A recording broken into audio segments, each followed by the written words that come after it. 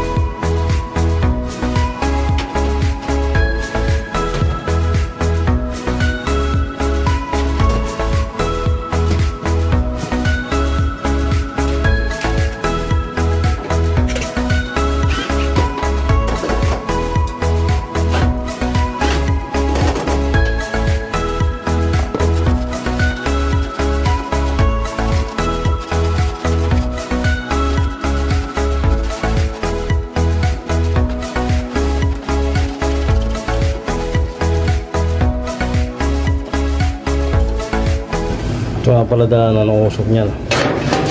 Dada ng usok niya papunta rito. Para i-open tong usok dito. Yan. Ayun, lalabas yung usok niyan doon.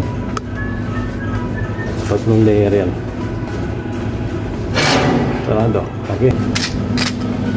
Dahil stainless yung titirahin natin. Nagamit tayo ng stainless steel drill bit.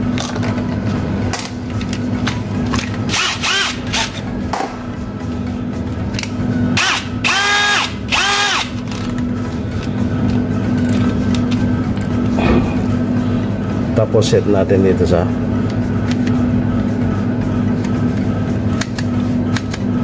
drill. Yan. Drill. Pag dito, hammer yan. Dito tayo. Para walang hintok. Kung mapansin nyo pala mga kalikot, yung pinto nung tinanggal ko kanina na cover, hindi kasi matanggal ng buo yan dahil may nakaharang na fryer nila dyan. Dyan nila hinarang fryer, hindi natin matanggal. So ginawa na natin ang pala na ma-open tong side nito. Babalik ko naman ang maayos yan mamaya. Tapos yun mga kalikot, no, ito sinisimulan natin tapalan yung butas ng daanan ng usok.